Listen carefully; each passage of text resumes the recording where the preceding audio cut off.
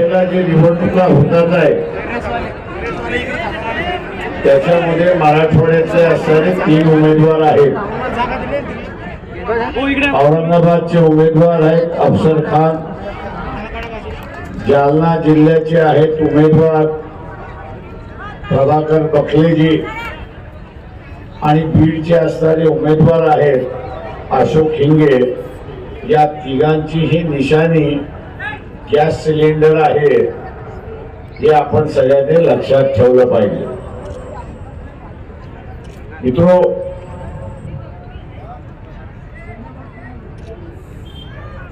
या निवडणुकीमध्ये आपण असं पाहिलंय उमेदवार काँग्रेस शिवसेनेचा असेल किंवा भारतीय जनता पक्ष शरद पवार,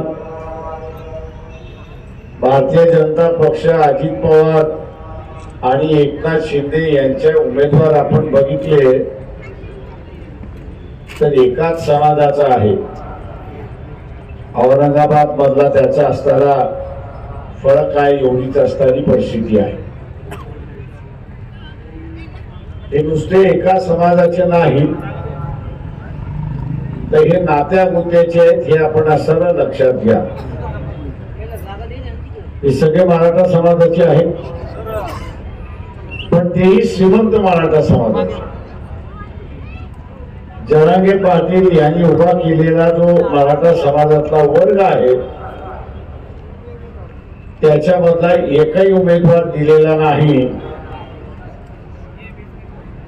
सत्ता ही मराठा समाजाच्या नावाने पण प्रत्यक्षात ही असणारी सत्ता घराणेशाहीच्या हातामध्ये हे आपण लक्षात घ्या. ही घराणेशाहीच्या हातामध्ये आहे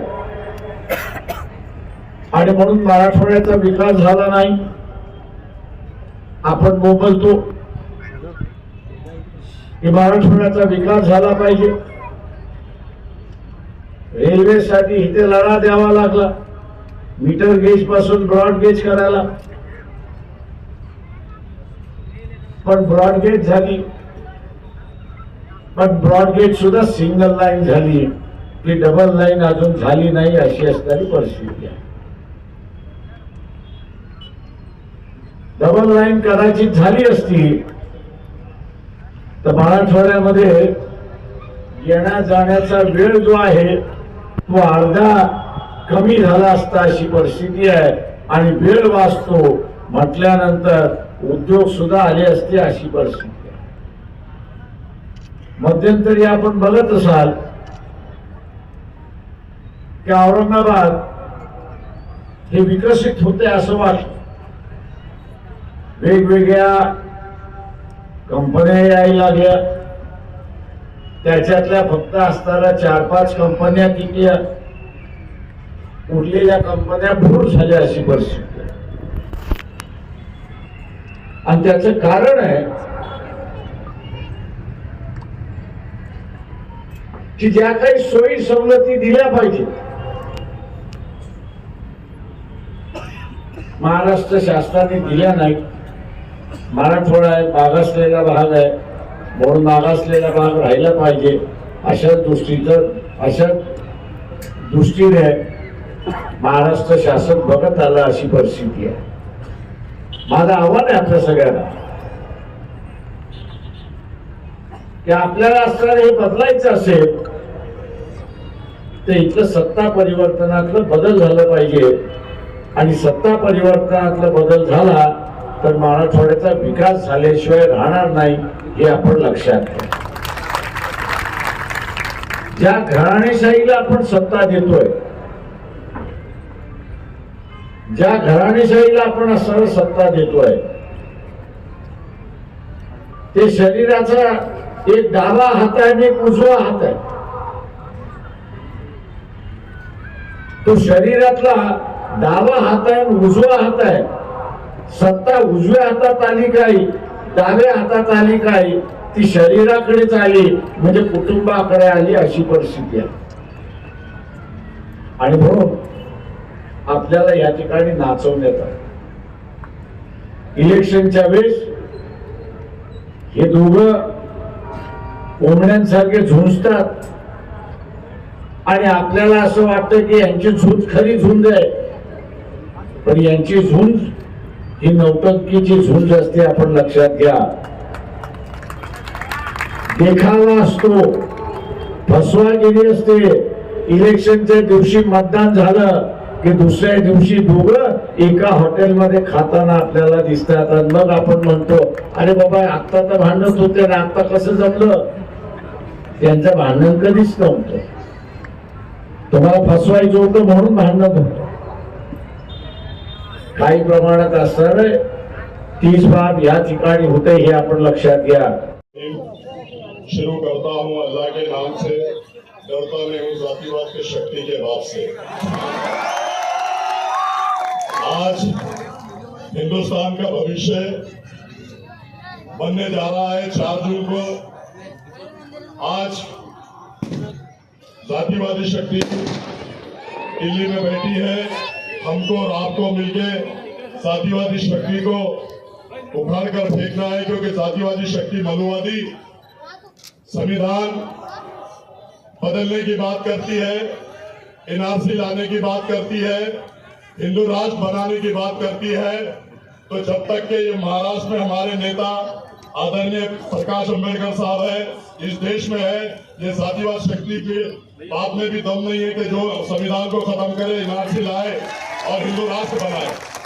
आज मैं आप लोगों को बताता चलूं कि आप सबको माननीय आदरणीय प्रकाश अंबेडकर साहब को सुनना है, लेकिन जो ये रूमर्स फैला रहे हैं, जो हवा फैला रहे हैं कि प्रकाश अंबेडकर साहब ने एक मुसलमान के खिलाफ मुसलमान दिया, तो मैं आप लोगों को बता दूं कि पूरी शिद्दत और पूरी ताकत के साथ प्रकाश अंबेडकर साहब का ये सिपाही आप लोगों के सामने बोलता है, पूरी ताकत के साथ। बाबा साहब मेरे पीछे खड़े हैं, दलित समाज मेरे पीछे खड़ा है। 2 से 2.5 लाख वोट बाबा साहब के शुरू होंगे और उनको 1 से 2-2.5 लाख तक आना पड़ेगा।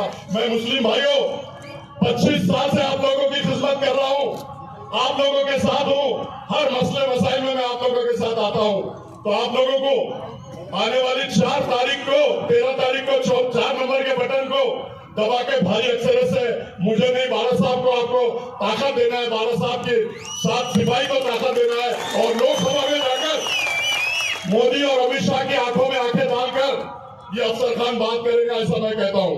दूसरी बात मैं ये बता दूं कि बाला साहब पूरी डंके की चोट पे अफसर खान के पीछे खड़े हैं और डंके की चोट पे अफसर खान औरंगाबाद शहर से और जिले से चुन के आएगा। डंके की चोट पे आप लोग मुझे साथ देंगे।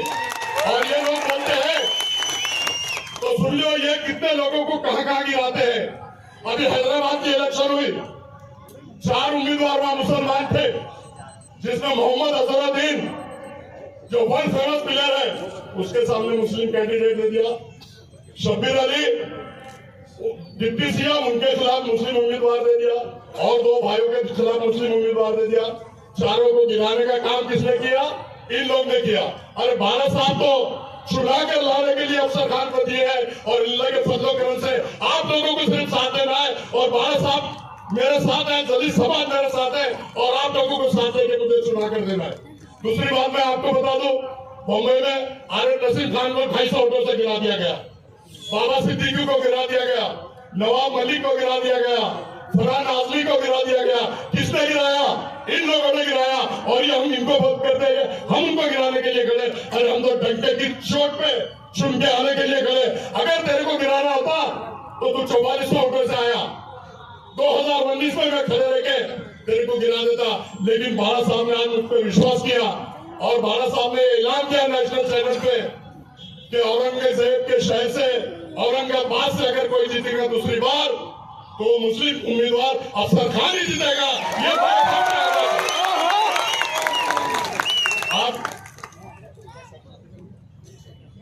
आज आप लोगों के सामने जैसे 2 बार उन लोगों ने झोली फैलाया, इथं मी आंबेडकर जयंतीचा तर मेसेज जाईल की मुसलमान फक्त अडचणी आल्यानंतर बाळासाहेब लागतात, बौद्ध बांधव लागतात.